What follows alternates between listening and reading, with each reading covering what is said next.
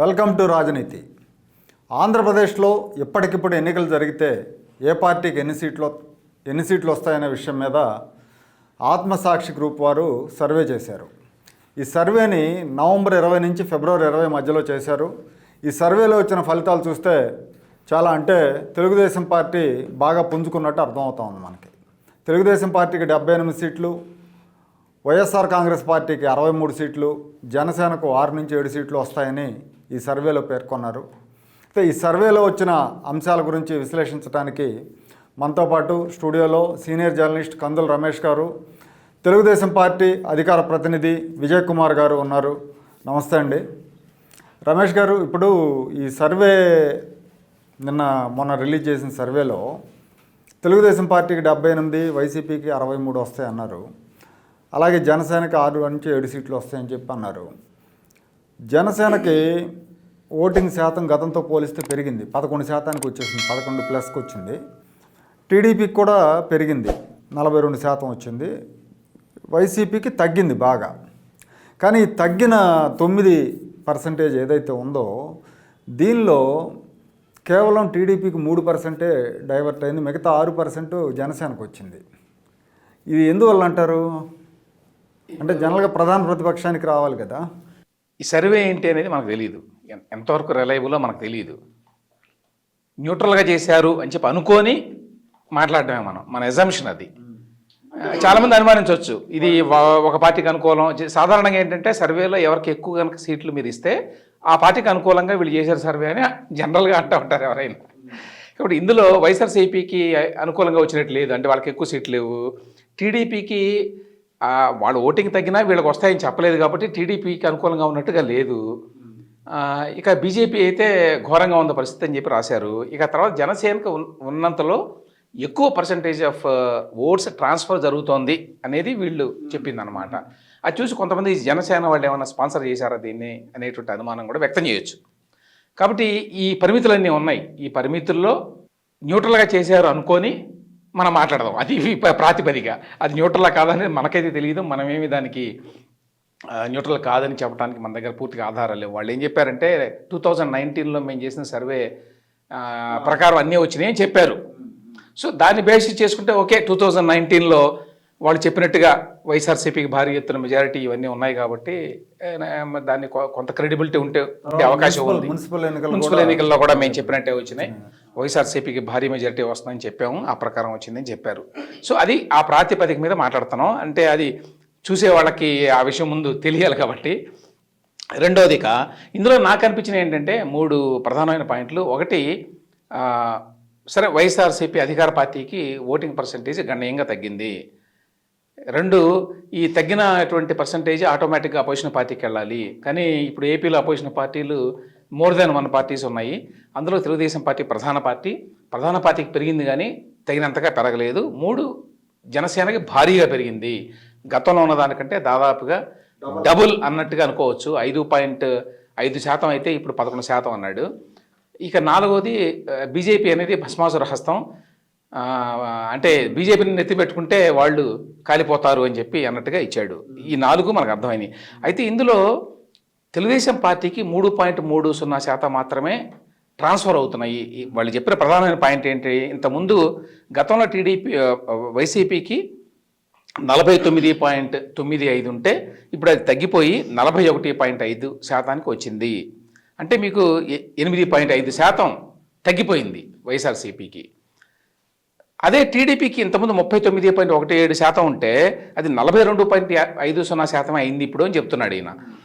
అంటే 3.30% పెరిగింది. 8.5%లో 30-40% vote transfer మాత్రమే ఇటు అవుతోంది వీళ్ళు చెప్పిన దాని ప్రకారం. బహుశా వాళ్ళ ఉద్దేశం ఏంటంటే అది టీడీపీ దాన్ని పూర్తిగా ఉపయోగించుకోవడం లేదు అని చెప్పి అనుకోవాలి. దీన్ని బట్టి ఇది యాంటీ ఇన్కంబెన్స్ ఏదైతే ఉందో వాతావరణం దాన్ని పూర్తిగా తమ వైపు లాక్కోవడంలో మరి టీడీపీ కొంత వెనకబడింది అని చెప్పి అనుకోవాలి. ఇంకొకటి, జనసేనకి కొంత పెరిగేటానికి అవకాశం ఉంటుంది. తక్కువ పాయింట్లు స్టార్ట్ అయిన వాళ్ళకి ఎక్కువ పెరుగుతుంది ఎప్పుడైనా కూడా, అది సహజం కాబట్టి కొంత ఎక్కువ పెరిగితే పెరిగి ఉండొచ్చు. అయితే చాలామంది ఇందులో బహుశా ఒప్పుకునేది ఏంటంటే వైఎస్ఆర్సీపీకి గతంలో కంటే బలం తగ్గుతోంది అనేటువంటి ఒక అభిప్రాయం ఏదైతే ఉందో అది వాస్తవమే అనేది తెలిసింది ఇందులో అంతవరకు. అయితే ఈ ట్రాన్స్ఫర్ మొత్తం తెలుగుదేశం పార్టీకి అవడం లేదు, జనసేన పార్టీకి అవుతోంది అనే విషయంలో మరి ఆ పార్టీల అభిమానులకి భేదాభిప్రాయాలు ఉంటాయి సహజంగానే. జనసేనకి అంతెందుకు పెరుగుతుంది, దాదాపు 5.5% ఆల్మోస్ట్ పెరుగుతోంది అనేది. అంత యాక్టివిటీ మరి జనసేన చేస్తుందా అనేది ఆ ట్రాన్స్ఫర్కి సంబంధించే కొన్ని అనుమానాలు ఉన్నాయి. ఏమైనప్పటికీ క్లారిటీ ఏంటంటే యాంటీ ఇన్కమెన్సీ ఓటు మొత్తం కూడా టీడీపీ అండ్ జనసేన పార్టీలకు మాత్రమే వెళ్తున్నాయి, మరే పార్టీలకు కూడా పెద్దగా ఏమీ లేవు, బీజేపీ అయితే ఎక్కడా లేదు అనేది చాలా వాళ్ళు క్లియర్గా చెప్పినటువంటి మాట. అది కొంచెం కొంతవరకే వాస్తవానికి దగ్గరగానే ఉన్నట్టుగా ఉంది. విజయ్ గారు, ఎక్కడ అంటే ప్రధాన ప్రతిపక్షానికే 6% వెళ్ళాలి, మామూలుగా జనసేన లాంటివి 2-3% వెళ్ళాలని జనరల్గా అనుకుంటారు. కానీ ఇక్కడికి వచ్చేసరికి పూర్తిగా భిన్నంగా జరిగింది. అంటే తెలుగుదేశం వైపు నుంచి ఒక ఎఫర్ట్ లేదా? తెలుగుదేశం పార్టీ ఇష్యూస్ మీద ఫైట్ చేయటం కానీ, లేదంటే ప్రభుత్వానికి వ్యతిరేకంగా ఉద్యమించడంలో కూడా అగ్రెసివ్గా లేదు పార్టీ. ప్రభుత్వ వ్యతిరేకతే మనల్ని గెలిపిస్తుంది అనే ధీమాలో నాయకులు, అధినాయకుడు కూడా ఉన్నారు అనేది ఒకటి ఉంది. దానికి మీరేం సమాధానం చెప్తారు? Sir, first I would like to make one point clear. ఈ సర్వే ఏదైనా మా పార్టీ తరఫున చేసింది కాదు, మేము పార్టీ తరఫున ఏ రకమైన ఫండింగ్ ఇవ్వలేదు, లేకపోతే దీనికి మాకు ఎలాంటి సంబంధం లేదు. అంటే ఏ ప్రతి రాజకీయ పార్టీ మారే మేము కూడా అంతర్గతంగా కొన్ని సర్వేలు చేసుకుంటున్నాం. మరి వాస్తవం అది మాకు అవసరం. అంటే ఆ సర్వే చేసిన వాళ్ళు కూడా చెప్పారు ఇది ఎవరో ఎన్ఆర్ఐలు చేయించారు, పార్టీలతో సంబంధం లేదని చెప్పి. సో అందుకని నేను ఎందుకు క్లియర్ చెప్తాను అంటే ఇది మా అంటే చాలామంది ఇదేదో మాకు కొద్దిగా ఫార్గా రాగానే మేము చేయించాము ఉన్నారు. సో మాకు ఈ పార్టీకి ఎలాంటి సంబంధం లేదు, మాకు ఈ సర్వేకి ఎలాంటి సంబంధం లేదు, మేము ఫండింగ్ చేయలేదు. అంతర్గతంగా మేమేదో మాకు కావాల్సిన విధంగా మేమేదో సర్వేలు చేసుకున్నాం క్యాండిడేట్ సెలక్షన్ కోసం etcetera etcetera. That's a different thing. ఇది మీ మారే నేను చూశాను. ఇప్పుడు నిన్న రాత్రి వచ్చింది నా దగ్గరికి వచ్చి చూశాను. కానీ అంటే ఫ్రమ్ టీడీపీ నా పాయింట్ ఏమిటంటే ఒక 9% తగ్గింది, 8.5 to 9% వైసీపీకి తగ్గింది అన్నారు. ప్రాంతాల వారీగా ఎంత తగ్గిందో అనేది దీంట్లో లేదు. ప్రాంతాల వారీగా సీట్లు ఇచ్చారు, కానీ బహుశా మనం సీట్లు యాడ్ చేసుకుంటే వస్తుందేమో. ఇచ్చారు అంటే సీట్ వైజ్ ఇచ్చారు. సో రాయలసీమలో ఉండే 52 సీట్లను యాడ్ చేసుకుంటే బహుశా నాకు ఆ ఓట్ షేర్ వస్తుందేమో. అంటే ఇక్కడ ఇవ్వలేదు. విషయం ఏంటంటే రాయలసీమలో కానీ ప్రకాశం నుంచి నెల్లూరు, రాయలసీమ ఏదో 2-3 నియోజకవర్గాలు మినహాయిస్తే, తిరుపతి లాంటివి 1-2 మినహాయిస్తే ఎక్కడా కూడా జనసేనకు 5% దాటలా, అంతా 2-3 అట్లా ఉంది. నా పాయింట్ ఏమంటే ఇప్పుడు రాయలసీమలో యాంటీ ఇన్కమెన్సీ అంటే రాయలసీమలో ఇంత లాస్ట్ టైం 2019లో మేము ఓడిపోయిన మెజార్టీలు ఎక్కువ. వెరీ హానెస్ట్గా ఒప్పుకోవాలి. ఇప్పుడు తంబల్లెపల్లి లాంటి చోట్ల మేము భారీ మెజార్టీతో ఓడిపోయాను. సో ఈసారి నేను రఫ్లీ చూశాను. సో రాయలసీమ వారీగా, కోస్తా వారీగా ఇట్లా ఇతను యాడ్ చేసి ఇవ్వలేదు.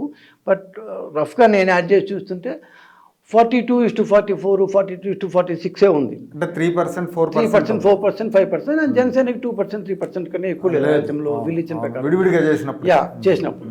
సో ఆ ప్రకారం చూస్తే రాయలసీమలో మేము బాగా పుంజుకున్నట్టు నాకు అనిపిస్తుంది. ఎందుకంటే లాస్ట్ టైం మేము 37, 36, ఆ ప్రాంతం 38, 39, ఆ ప్రాంతంలో ఫుల్ మేము 39, రాయలసీమలో ఇంకా తక్కువ ఉంది. సో ఈసారి 40స్లోకి వచ్చాం. 42, 43, 5-6% ఓటు తేడాతో ఉన్నాం. 40స్లోకి వచ్చాం యాక్చువల్లీ చెప్పాలి వీళ్ళ ప్రకారం. సో ఆ మేరకు రాయలసీమలో మేము గణనీయమైన దీంట్లో పుంజుకున్నట్లు లెక్క. పాయింట్ 1. పాయింట్ 2, వీళ్ళ దీని ప్రకారం చూస్తే జనసేనకి మీరు చెప్పినట్టు 9% వైకాపాకి పడిపోయింది. దాంట్లో కేవలం 3 మా పక్క వచ్చింది, ఇంకొక 6 వాళ్ళ పక్క పోయింది అంటున్నారు. ప్లస్ వీళ్ళు ఇంకో 2.5% సైలెంట్ ఓట్ ఫ్యాక్టర్ అంటూ ఇచ్చారన్నమాట. అంటే ప్రతి చోట అందరూ చెప్పలేరు, కొంతమంది భయం వల్ల కావచ్చు, ఫియర్ సైకాసిస్ కావచ్చు, కొన్ని చోట్ల చెప్తే ఎందుకు లేని పని తీసుకొనుకుంటారు, రకరకాల ద్వారా సైలెంట్ ఓట్ ఫ్యాక్టర్ 2.5% ఇచ్చారు. కానీ అది వేరీ అవుతూ వస్తుంది. కొన్ని చోట్ల 3 ఇచ్చున్నారు, 4 కూడా ఇచ్చున్నారు. కొన్ని చోట్ల అంటే పర్టికులర్లీ ఫ్యాక్షన్ ప్రోన్ ఏరియాస్లో కొంత ఎక్కువ పెట్టారు, ఇంత తక్కువ పెట్టారు. సో అది ఎంతవరకు ఎఫెక్ట్ చేస్తుందో తెలియదు. కానీ బట్ మేము అనుకునేది ఏమంటే అంటే మా అంచనా ప్రకారం వీఆర్ సమ్వేర్ ఇన్ 43, 44, 45 అని మేము అనుకుంటున్నాం. ఇక్కడేమంటే 42.5 ఉంది. సో మాకు వీళ్ళకి ఒక 3-4% అటు ఇటు వచ్చిందేమో అనుకుంటున్నాము. సో ఇంకా జనసేన ఎక్కువ వచ్చింది అన్నమాట. కానీ జనసేనకి ఎక్కువ ఈ సర్వే ప్రకారం చేస్తే 2 గోదావరి జిల్లాల్లో ఓవరాల్గా వీరు ఇప్పుడు 6%, 5.7 నుంచి 11 సంథింగ్ కదా, అంటే 6%. కానీ వీళ్ళు ఇచ్చిన ప్రకారం గోదావరి జిల్లాలో దాదాపు 10%, 12% తగ్గించాను. యావరేజ్ మీకు తగ్గింది, కానీ గోదావరి జిల్లాలో చాలా ఎక్కువ వచ్చింది వీళ్ళ ప్రకారం. సో యావరేజ్ చేసినప్పుడు మీకు ఏమంటారు, అంటే 11% వచ్చింది. జనసేనకి ఎక్కువ వచ్చింది వీళ్ళు ఇచ్చారు. సో దీని ప్రకారం అంటే ప్రాంతాల వారీగా ఓట్ చేయండి. అంటే జనరల్గా మన ప్రాంతాలు ఒక్కొక్క ప్రాంతం ఒక్కొక్క దాని భౌగోళిక పరిస్థితులు కావచ్చు, దాని హిస్టారికల్ ఇష్యూస్ కావచ్చు, వేరువేరుగా ఉన్నాయి. కాబట్టి బహుశా ఇంకా అంటే ఇప్పుడు సార్ చెప్పినట్టు వీళ్ళ సర్వే ప్రామాణికము, స్టాండర్డైజ్డ్ సర్వే అని అనుకుంటే స్ప్రెడ్ కరెక్ట్గా ఉంది, శాంప్లింగ్ కరెక్ట్గా చేశారు, అన్ని వర్గాలని చూశారు. కాకపోతే దీంట్లో ఇంకొక పాయింట్ ఏంటంటే ఇది స్మాల్ శాంపుల్ సర్వే, అంటే 350 400 శాంపుల్ కాన్స్టిట్యున్సీకి 340. సో ఆ ప్రకారం అయితే it will be considered as small sample survey. Small sample సర్వేలో లెవెల్ ఆఫ్ సిగ్నిఫికెన్స్ అంటే దాన్ని ఏమంటారు, ఎర్రర్ పర్సంటేజ్ 5% తీసుకోవాలి. So any data that is given here can go 5% this way or that way అనే ఒక ప్రామాణిక స్టాటిస్టికల్ థియరీ ప్రకారం 5%. అదే కానీ దాని లార్జ్ శాంపుల్ 3-4 వేలు 5 వేలు 6 వేలు శాంపుల్ పోతే 2.5% స్మాల్ శాంపుల్ ఉంటాం. సో ఇది 5% అటు ఇటుగా తీసుకోవచ్చు, అంటే ప్రతిసారి పోవాలని లేదు, మ్యాక్సిమం 5% వేరియేషన్ ఉండొచ్చు అని చెప్తారు. సో దీని ప్రకారం చూస్తే మాకు 44, 45, 46 మేము అనుకుంటున్నాం. అంటే ఇంత వ్యతిరేకత వచ్చిన తర్వాత కూడా, ఇంత ఏమంటారు కష్టకాలంలో కూడా వైకాపాకి 41.5 అనేది స్లైట్లీ మేము 30s లేట్ 30sకి వచ్చేసి ఉంటారు వాళ్ళు అనుకున్నాం మా ప్రకారం. అంటే సర్వే చేసిన వాళ్ళు కూడా చెప్పేది ఏంటంటే ప్రభుత్వం మీద తీవ్రమైన వ్యతిరేకత ఉంది, దాన్ని అందిపుచ్చుకోవడంలో టీడీపీ తగినంత వేగంగా లేదని చెప్తున్నారు. అంటే వాళ్ళు చెప్పేది ప్రతిపక్ష పార్టీగా అగ్రెసివ్గా లేదు టీడీపీ అని అంటూ చెప్తున్నారు. ప్రజలు అది కోరుకుంటున్నారు టీడీపీ నుంచి. సార్ ఏ స్టేట్లో అయినా మీరంతా జర్నలిస్టులు, మీకు కొత్తగా చెప్పేది ఏం లేదు, కానీ పార్టీ కార్యక్రమాలు ఎప్పుడు అధికారంలో ఉండే వాళ్ళు చేస్తారు వాళ్ళు. సో మేము దానికి తగినట్టుగా యాంటీ ప్రోగ్రామ్స్ వాళ్ళ యొక్క దీన్ని దాని ఏమంటారు విమర్శలతో చేస్తుంటాం, ఏదో క్యాంపెయిన్లు పెట్టుకుంటాం. ఇప్పుడు మేము మధ్యలో 1 సంవత్సరం కోవిడ్ తర్వాత ఇంకో 6 months 1.5 year మొత్తం పోయింది. సో లాస్ట్ 1.5 year నుంచే మళ్ళీ మనం బ్యాక్ టు ట్రాక్ వచ్చాం, ఇట్లా కలిసి మాట్లాడగలుగుతాం. ఇప్పుడు ఆర్బీకేలు ఉన్నాయి, ఆర్బీకేల్లో వాళ్ళు మిగతా వాళ్ళని కొన్నెవరు, వీళ్ళు పూర్తిగా కొనరు, కొన్నదానికి కూడా డబ్బులు 5-6 నెలల పాటు ఆపుతున్నారు. ఇలాంటి వాటి మీద తెలుగుదేశం పార్టీ వైపు తెలుగు రైతు కానీ విభాగాలు ఇలాంటివి చేయట్లేదని, ఇలాంటి స్థానికంగా ఎక్కడికక్కడ పర్టికులర్లీ కోనసీమలో, కోస్తా ప్రాంతంలో, ఈ గోదావరి జిల్లాలో గత లాస్ట్ 2 monthsలో చాలా స్థానికంగా ఎన్ని ధర్నాలు చేసామో లెక్కలేదు. ఎందుకంటే మా యొక్క ప్రోగ్రామ్ కమిటీ లిస్ట్ నేను చూస్తుంటే ఖచ్చితంగా తెలుస్తుంది చాలా స్థానికంగా. కాకపోతే ఏంటంటే ధర్నాలు ఇంతకుముందు మరి ఏమంటారు కొన్ని వేల మందో కొన్ని లక్షల మందో ఇది చేసి ఆ టైప్ ఆఫ్ ఇది పోయింది. We are used to it. మనం అంటే దాన్ని వ్యతిరేక చూపించడం అంటే ఇంతకుముందు బంధులు చేసేవాళ్ళం, రాస్తా రోకోలు చేసేవాళ్ళం, ధర్నాలు చేసేవాళ్ళం, లేకపోతే ఏమంటారు మొత్తం ఆ ఏరియా అంతా దాన్ని గందరగోళం చేసి అంటే అన్ని ఇప్పుడు ఎట్లయితే దాని ఎలక్షన్ ప్రచారం కూడా మారిందో, ఈవెన్ మేమే కాదు మిగతా స్టేట్స్లో పోయి చూస్తే the pattern of showing the dissent slightly changed, ఎక్కడికక్కడ లోకలైజ్డ్ అయిపోతున్నాయి. సో ఎందుకంటే వాళ్ళ సమస్యలు వాళ్ళకే తెలుసు, ఈ గ్రామ సమస్యలకి ఆ గ్రామ సమస్యలు ఉండట్లేదు. యాక్చువల్లీ లాస్ట్ టైంతో పోలిస్తే ఈసారి ఖరీఫ్లో ఆర్బీకేలోనే కాదు అసలు ఓవరాల్ ధాన్యం ప్రొక్యూర్మెంటే పూర్తి తగ్గిపోయింది. సో 30 లక్షలు లాస్ట్ టైం 47 lakhs చేశారు, 47 lakh tons, ఈసారి 37 lakh tons అని చెప్పారు. బట్ 33 చేశారు. దాని 33లో 24కో 25కో ఇప్పటిదాకా డబ్బులు ఇచ్చాడు, కనీసం 9 లక్షల టన్నులకి ఇప్పటిదాకా డబ్బులు ఇవ్వలేదు. ఇంకా ఆర్బీకేలో మీరు చెప్పినంత జరుగుతుంది. సో ఇట్లా లోకలైజ్గా ప్రతి ఎమ్మెల్యే లేకపోతే ప్రతి ఇన్ఛార్జి వాళ్ళు చేస్తూనే ఉన్నారు. సో ఈ టైప్ ఆఫ్ దీంట్లో మాకు ఇంకా నేను చెప్పిన సమస్యలు చాలా వస్తాయి, ఇట్లా ఒక్కొక్క సమస్యలు. తర్వాత మేము దాన్ని ఏమంటారు బాదురు అని ఒక పెట్టుకున్నాం, ఇదేం కర్మ అని పెట్టుకున్నాం, ఇట్లా చేస్తూ వస్తున్నాం. సో మేము ఇన్ఫ్యాక్ట్ ఒక హాని చెప్పాలంటే మేము ఒక 50% చేస్తే జగన్మోహన్ రెడ్డి గారు ఆయన దీంతో ఆయనే చేస్తున్నాడు. ఆయన ప్రజలను దూరం చేసుకున్నారు. అసలు ఆయన ఎప్పుడు ప్రజలను కలుస్తున్నారు? ఆయన అసలు ఏమంటే ప్రజలను ఎక్కడ చూసేస్తారు అని ఘోష వేసుకొని ఏమంటే పరదాలు వేసుకొని పోతున్నారు. అసలు ప్రజలను చూడడానికి ఆయన ఇష్టపడలేదు. ఆయన ఎప్పుడో ఒక నెలకో 2 నెలలకో ఒక ప్రోగ్రాం పెట్టుకొని ఆ ప్రోగ్రాంకి గవర్నమెంట్ ప్రోగ్రాం కాబట్టి ఆటోమేటిక్గా అఫీషియల్ మిషనరీ అంతా ప్రజలను తీసుకొచ్చి ఆ ప్రజలు మాత్రమే చూస్తున్నాడే కానీ ఆయనగా అసలు వేరే ప్రజలను చూడడానికి ఇష్టపడలేదు. ఆటోమేటిక్గా మామూలు వాళ్ళకు ఇప్పుడు ఏదో అంటారే ఆయన అట్లా ఉంటే మామూలు వాళ్ళ ఎమ్మెల్యేలు మంత్రులు కూడా అట్లే ఉంటారు, యథా రాజా తథా ప్రజ అన్నట్టుగా. సో ప్రజలకి వాళ్ళే స్లోగా దూరం అయిపోతారు. మేమేం దూరం చేయట్లా. సో వాళ్ళు దూరం అయిపోతున్నారు. మేము ఒక 60% మేము చేస్తే 40% వాళ్ళే దూరం అవుతున్నారు. ఈ ప్రక్రియలో పర్టికులర్లీ అర్బన్ దీంట్లో ఇంకొకటి ఏంటో నాకు అనిపించింది, అర్బన్ రూరల్ డివైడ్ చూపించారేమో నాకు తెలియదు కానీ నేను కాన్స్టిట్యున్సీ వైజ్ చూశాను. అర్బన్లో మీకు అసలు ఎంత ఇది ఉందంటే పర్టికులర్లీ చెత్త పనులు లాంటి చూస్తే ఇప్పుడు ఒక 30 ఫ్లాట్లు ఉన్న అపార్ట్మెంట్ ఉంటుంది.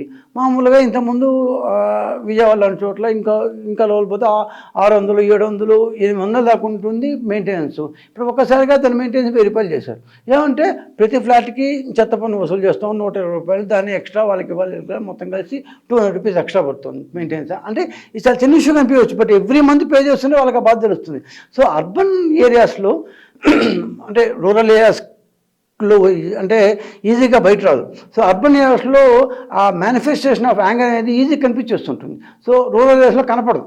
సో ఆ రూరల్ ఏరియాస్లో వీళ్ళు వచ్చింది అని చెప్తున్నారు. దిస్ సర్వే యాక్చువల్లీ మాకు ఎంతవరకు యూస్ఫుల్ అంటే రూరల్ ఏరియాస్లో కూడా యాంగర్ మేనిఫెస్టేషన్ కనిపిస్తుంది. అర్బన్లో ఎట్లా కనిపిస్తుంది గ్యారంటీగా. సో రూరల్ ఏరియాస్లో కనిపిస్తుంది. రూరల్లో ఇన్ఫ్యాక్ట్ లాస్ట్ టైం మీరు కానీ ఒక్కసారి 2019కి పోతే we have done very well in urban. మీరు అంటే మనం ఓడిపోయిన ఇది తీసుకుంటే తిరుపతి 600-700 పోయింది, నెల్లూరు అంతే వచ్చింది, నెల్లూరు, విజయవాడ 25 కోట్లతో పోయినాం, ఒంగోలు, దెన్ రాజమండ్రి గెలిచాము, కాకినాడ 2000తో పోయింది, వైజాగ్ 4 గెలిచాము, కొద్ది మెజారిటీ గెలిచాము. సో ఎక్కడెక్కడైతే అర్బన్ ఉన్నాయో కర్నూలు 5000తో పోయింది అంతే. So urban very well. Okay Ramesh గారు మీరు చెప్పండి. ఇప్పుడు విజయ్ గారు ఏమో మా పర్ఫార్మెన్స్ అయితే బాగుంది అంటున్నారు. ఇక్కడ ఇదే 3-6 వాళ్ళకి 6% అయితే ఇక్కడ ఇంకో పాయింట్ ఏంటంటే ఈ జనసేనకు 10% అబోవ్ వచ్చిన జిల్లాలన్నీ కూడా ఆ మధ్యలో 4 జిల్లాలే కనపడుతున్నాయి మనకి. పార్ట్ ఆఫ్ విశాఖపట్నం జిల్లా, తూర్పుగోదావరి, పశ్చిమ గోదావరి, కృష్ణా, గుంటూరు. అక్కడే వచ్చిన దీంతోనే 6% జంప్ అయిందేమో అనిపిస్తూ ఉంది. అయ్యొచ్చు, ఎందుకంటే వాళ్ళు ఎక్కువ సీట్లు ఇవ్వలేదుగా. వాళ్ళ చిన్న ప్రకారం వాళ్ళు 6-7 సీట్లు ఇచ్చారు. కాబట్టి సీట్ల పరంగా చూసినప్పుడు జనసేనకి మరి ఓటింగ్ పర్సంటేజ్ పెరిగినంతగా సీట్లు ఏం పెరగలేదు ఒకటి. కానీ ఇక్కడ నాకు ఇంపార్టెంట్గా అనిపిస్తుంది ఏంటంటే ఇప్పుడు వీళ్ళ సర్వే ప్రకారం అన్నిటికంటే టాప్లో ఉన్నది టీడీపీ, కానీ 1% తోటి ఉన్నది. 42.5% వీళ్ళకుంటే వైఎస్ఆర్సీపీకి 41.5%, అంటే 1% తేడాతో ఉన్నారు. దాన్ని బట్టి ఏంటంటే వైసీపీ చాలా వీక్గా ఏమీ లేదు.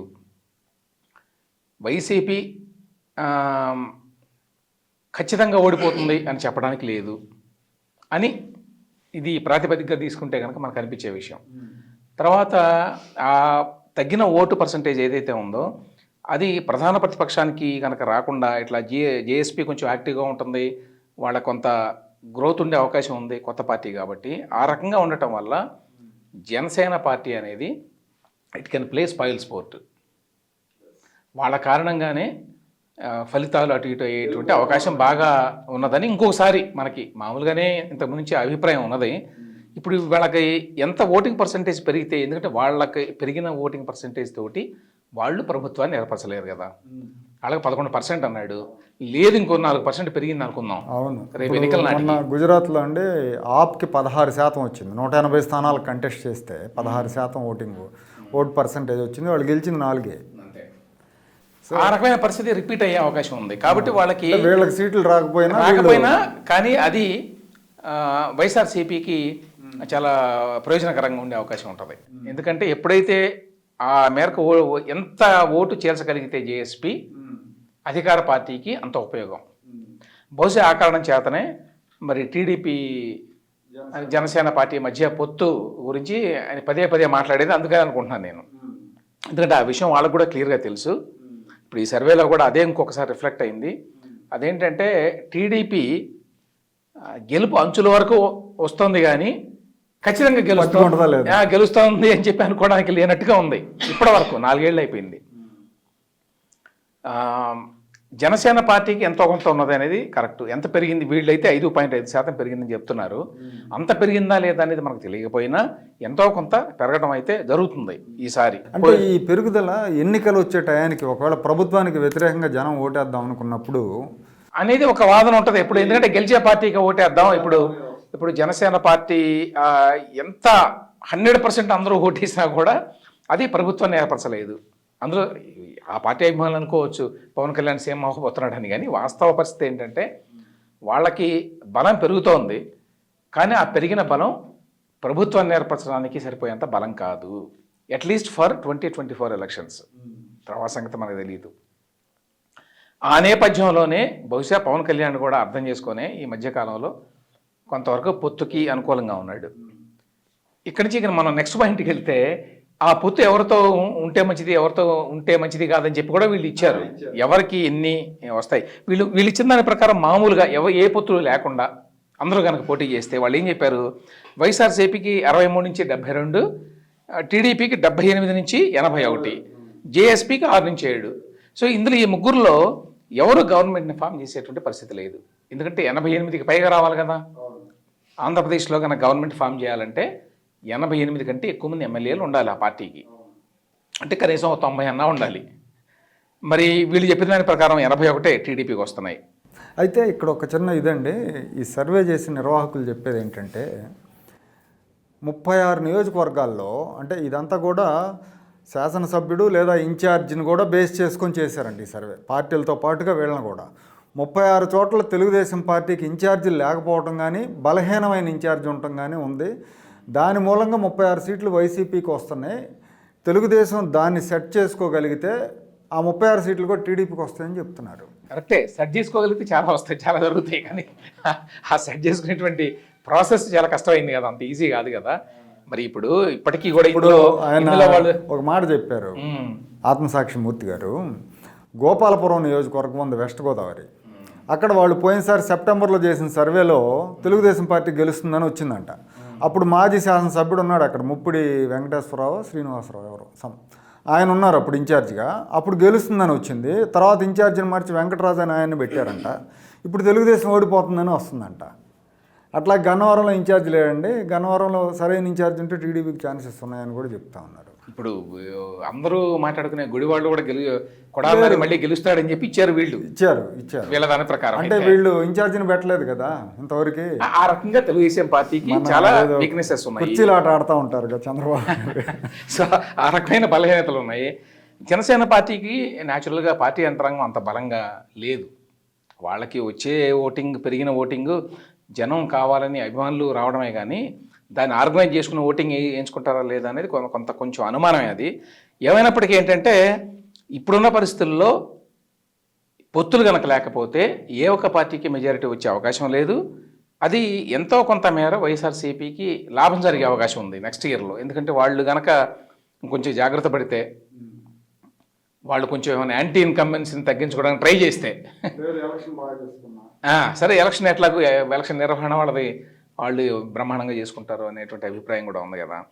సో ఆ రకంగా అట్లా కాకుండా పొత్తులు కనుక ఉంటే, అప్పుడు టీడీపీ జేఎస్పీ పొత్తు కనుక ఉంటే వాళ్ళు గెలిచే అవకాశం ఉందని చెప్తున్నారు వీళ్ళు. టీడీపీ జనసేన పొత్తు ఉంటే 115 సీట్లు వస్తాయని మెన్షన్ చేసి అవును అని చెప్పారు వీళ్ళు. అప్పుడు కూడానండి ఇక్కడ గమనించాల్సింది ఏంటంటే, అప్పుడు కూడా వైఎస్ఆర్సీపీకి 65 నుంచి 68 సీట్లను ఇచ్చాడు. ఏంటి, టీడీపీ జేఎస్పీ పొత్తు ఉన్న తర్వాత కూడా. మరి అంటే ఏంటి, వైఎస్ఆర్సీపీ ఎంత బలంగా ఉంది ఇంకా అనడానికి ఎగ్జాంపుల్ అది. అందరూ ఏం చెప్తున్నారంటే, అంటే బాగా వ్యతిరేకత ఉంది అని చెప్పేవాళ్ళు ఏమంటారంటే, ఈసారి అసలు పూర్తిగా తుడిచిపెట్టుకుపోతుంది వైఎస్ఆర్సీపీ అని. కానీ ఆ రకమైన పరిస్థితి ఏమీ కనిపించడం వల్ల దీని ప్రకారం చూస్తే ఆ విషయాన్ని నేను అనుకుంటాను ప్రతిపక్షాలు గమనంలోకి తీసుకోవాలి. అది వైఎస్ఆర్సీపీ తక్కువగా ఉన్నా అంచనా వేయడానికి లేదు. తక్కువ అంచనా వేయడానికి లేదు. ఓటింగ్ శాతం తగ్గినప్పటికీ కూడా ఆ విషయాన్ని గమనించకపోతే మాత్రం వీళ్ళు అపోజిషన్ పార్టీస్ మళ్ళీ దెబ్బతింటారు ఈసారి. ఇంకోటి, ఆ పొత్తుల్లో బీజేపీతో కలిస్తే ఓడిపోతుందని ఇచ్చారు ఏంటండి అది? వీళ్ళు జనాభిప్రాయం అంటే బీజేపీ అంటే బీజేపీతో పొత్తు అంటే టీడీపీ, జనసేన, బీజేపీ మూడు కలిపి ఉన్నా కూడా టీడీపీ ఈ పొత్తుకి 68 నుంచి 70 వైసీపీ గెలుస్తుందని ఇచ్చారు. అంటే 90 నుంచి 98 సీట్లని ఇచ్చారు. అంటే గవర్నమెంట్ ఫామ్ చేయడానికి అవసరమైనటువంటి సీట్లు అన్నమాట.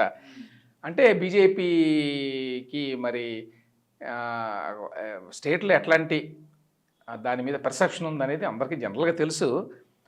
కాకపోతే అసలు దానికి అంత వ్యతిరేకత ఉందనేది అర్థమవుతుంది దీన్ని బట్టి. దాంతో పొత్తు పెట్టుకుంటే చాలా ఇబ్బంది ఉందని. బహుశా పవన్ కళ్యాణ్ కూడా ఆ విషయం తెలిసే ఈ పొత్తు గురించి ఎక్కువ మాట్లాడలే ఆయన. బీజేపీతో పొత్తు గురించి, ఎన్నికల్లో పొత్తు చేయడం గురించి ఎక్కువ మాట్లాడడం లేదు. మరి ఆ విషయం కూడా ఒక చిక్కుముడి.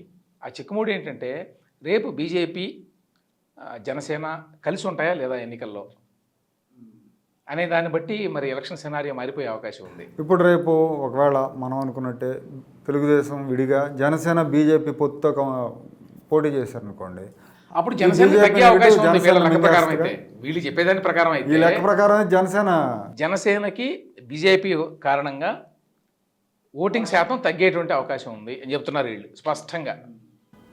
విజయ్ గారు సార్, ఇక్కడ ఎలక్ట్రల్ ఇష్యూస్ ఎట్లా వస్తాయంటే ప్రాక్టికల్గా మనం ఆలోచిస్తే డౌన్ ట్రెండ్, అప్ ట్రెండ్ ఉంటాం. వీళ్ళు ఇచ్చిన సర్వే ప్రకారం మనందరూ గత కొన్ని నెలలుగా మనం అందరూ మాట్లాడుకున్న ప్రకారం, ఈవెన్ ఇండియా టుడే ఇచ్చిన సర్వే ప్రకారం, దాని ముందు ఐ థింక్ సీ ఓటర్ ఇచ్చారు, 10 పార్లమెంట్ సీట్లు మాకు వస్తాయి అని చెప్పిన ప్రకారం. సో అందరూ ఒక అంగీకారానికి వచ్చింది ఏమంటే, వీళ్ళు కానీ ఇండియా టుడే చెప్పింది కానీ సీ ఓటర్ చెప్పింది కానీ అందరూ 10 పార్లమెంట్ సీట్లు అంటే 70 అసెంబ్లీ సీట్లు. విడిగా పోటీ చేసినా 70 అసెంబ్లీ సీట్లు వస్తాయని ఇండియా టుడే వాళ్ళు చెప్పారు, వీళ్ళు చెప్తున్నారు, సీ ఓటర్ చెప్పారు, ఎవ్రీబడి హస్ టోల్డ్. సో అందరూ అంగీకారం ఏమంటే 70 అసెంబ్లీ సీట్లు వస్తాయి అని. సో అప్ ట్రెండ్ ఏంటి? TDP is in the up trend. Down ట్రెండ్లో ఎవరున్నారు? Vaikapa is in the down trend. అది స్పష్టంగా అన్ని సర్వేల్లో ఉండే యూనిఫామ్ ట్రెండ్ అది. ఇక్కడ అంటే ఒక వ్యక్తి కావచ్చు, ఒక పార్టీ కావచ్చు, ఒక ఇష్యూ కావచ్చు, డౌన్ ట్రెండ్లోకి వస్తున్నప్పుడు మళ్ళా తిరిగి ఆగి మళ్ళీ అప్ ట్రెండ్లోకి పోవాలంటే వాళ్ళ బ్రహ్మాండమైన ఒక మంచి ఫ్యాక్టర్ రావాలి. ఇప్పుడు సపోజ్ వైఎస్ఆర్సీపీ 49 నుంచి 41కి వచ్చింది అన్నారు. దాదాపు అందరూ ఆ మాటే చెప్తున్నారు. 41 నుంచి రోజు రోజుకి పడిపోకుండా మళ్ళీ ఆగి 40లో 39లో 41లోనూ ఆగి మళ్ళీ ఇట్లా పైకి పోవాలంటే అత్యంత ప్రతిష్టాత్మకంగాను బ్రహ్మాండంగాను ఒక ఫీల్ గుడ్ ఫ్యాక్టర్ అంటారు. అట్లాంటి ఫీల్ గుడ్ ఫ్యాక్టర్ ఇన్సిడెంట్లు లేకపోతే ఇన్సిడెంట్లు ఫ్లోరల్లో ఇన్సిడెంట్లు జరిగి అబ్బా వైకాపా సూపర్ చేస్తుంది బ్రహ్మాండంగా మీరు నేను అందరం మాట్లాడుకునే లెవెల్కి వచ్చి ఆగాలి. అప్పుడు అంటే ఆ డౌన్ ట్రెండ్ ఆగి మళ్ళీ అక్కడి నుంచి పైకి పోవాలంటే అప్ ట్రెండ్ కొనసాగాలంటే ఫీల్ గుడ్ ఫ్యాక్టర్ ఇంకా ఎక్కువ కావాలి. ఇది ప్రస్తుతానికి వైకాపాకు ఉందా? మనకైతే కనపట్లేదు. ఎక్కడ కొత్తగా ఉండే ఫీల్ గుడ్ ఫ్యాక్టర్ ట్రెండ్ కనపట్లేదు. రమేష్ గారు, ఇప్పుడు జనరల్గా అండి గవర్నమెంట్ ఇప్పుడు విజయ్ గారు చెప్పినట్టు అలా గ్రాఫ్ పడిపోతా ఉన్న టైంలో అది ఆగిపోయి మళ్ళీ పుంజుకోవటం అనేది అందులో లాస్ట్ 1 ఇయర్లో అనేది దాదాపుగా ఎక్కడ జరగల. అది ఎంతవరకు మనం చేయొచ్చు? అంటే ఇప్పుడు ఎవరైతే దూరం అయ్యారో ఓటర్లు వాళ్ళంతా దగ్గరకు వచ్చే అవకాశం లేదు. అయితే వీటిల్లో ఏంటంటే చాలామంది అన్డిసైడెడ్ ఓటర్స్ ఉంటారు. వాళ్ళు 2.5 నుంచి 3.5 ఇచ్చారు. మరి అది సిగ్నిఫికెంట్ పర్సంటేజే కదా, తేడా 1% కదా ఉంది. మరి వైఎస్ఆర్సీపీకి 2% వస్తే చాలు వాళ్ళు గెలుస్తారు మళ్ళీ. సో ఆ రకంగా యాంటీ ఇన్కంబెన్సీ తగ్గించుకోవడానికి అవకాశం ఉంటుంది. అందులో వైసీపీ ప్రభుత్వంలో ఏంటంటే వాళ్ళకు వచ్చిన యాంటీ ఇన్కంబెన్సీ అంతా వాళ్ళ సొంత కాంట్రిబ్యూషనే, ప్రతిపక్షాల కంటే కూడా స్వయంకృతాపరాధం అంతే. ఆ రకంగా చూసినప్పుడు వాళ్ళు ఎన్ని తక్కువ తప్పులు చేస్తే, ఇప్పుడు ఉదాహరణకి విశాఖపట్నంలో సమ్మిట్ పెట్టారు 4 ఏళ్ల తర్వాత.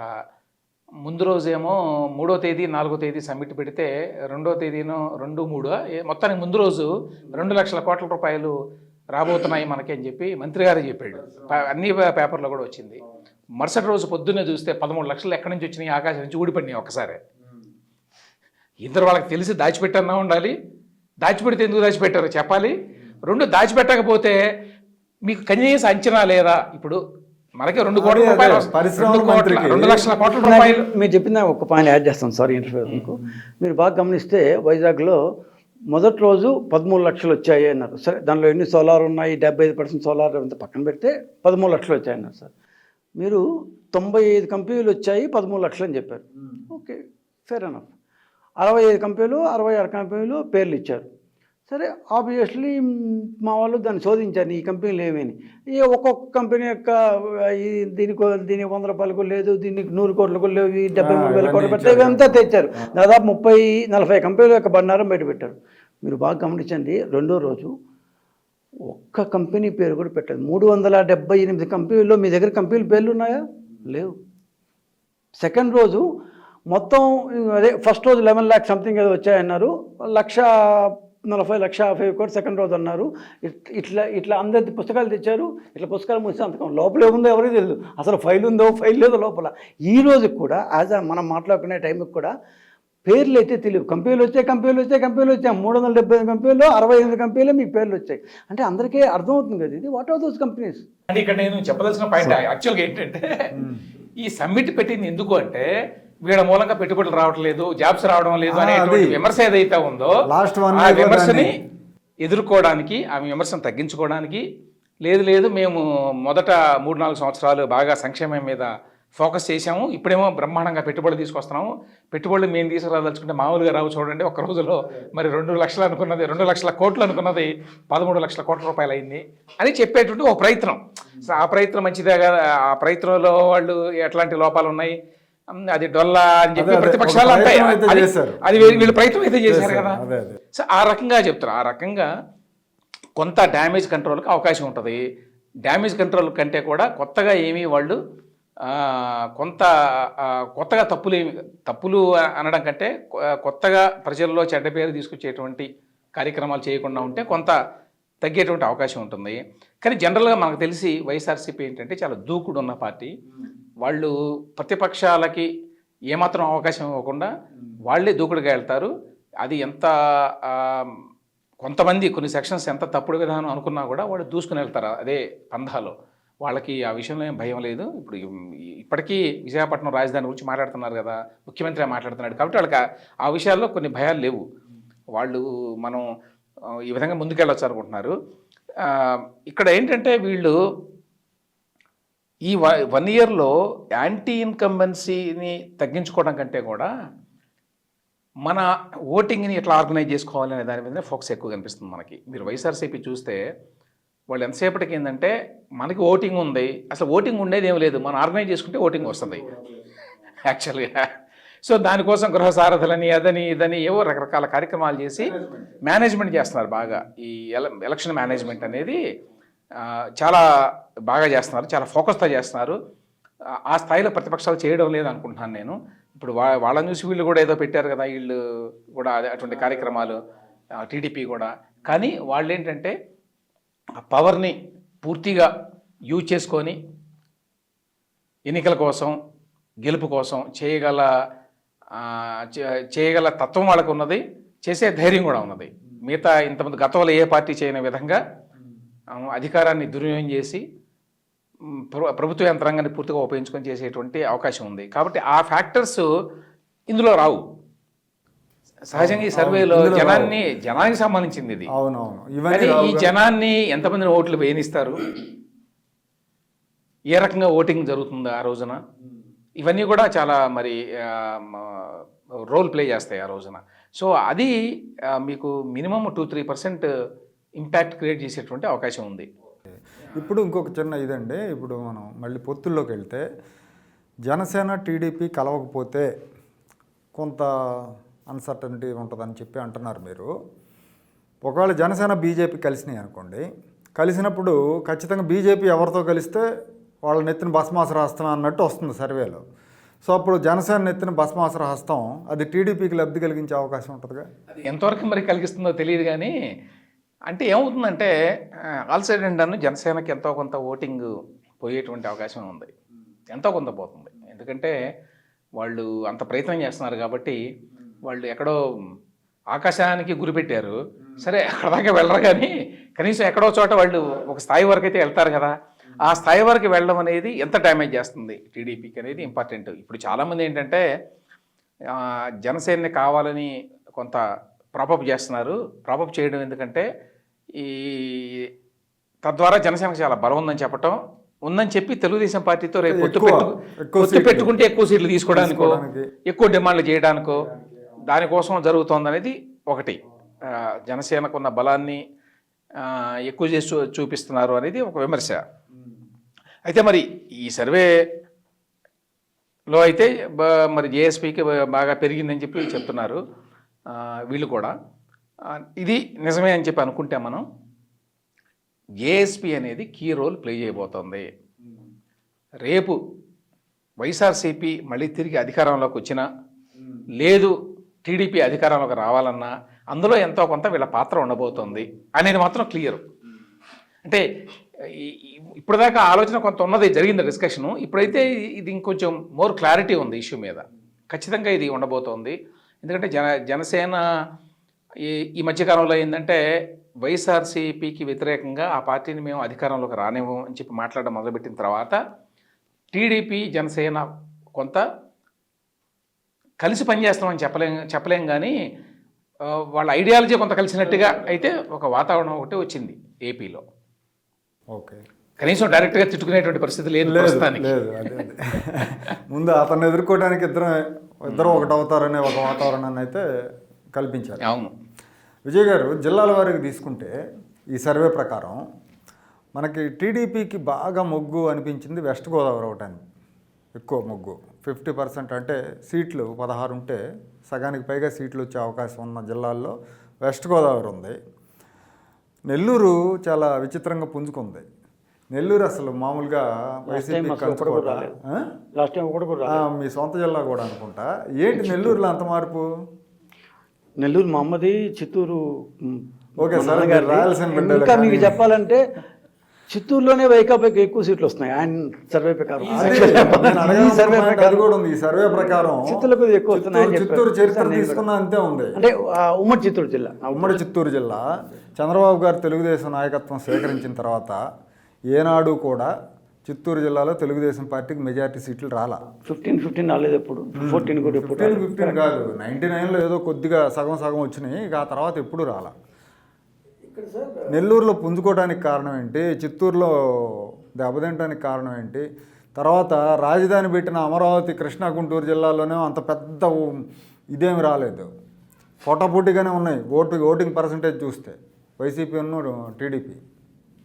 సార్ ఇక్కడ మనకు 3 ఆప్షన్లు ఉన్నాయి సార్. ఒకటి టీడీపీ, వైసీపీ, జనసేన, బీజేపీ ఎవరికి వాళ్ళు వేరుగా పోవడం.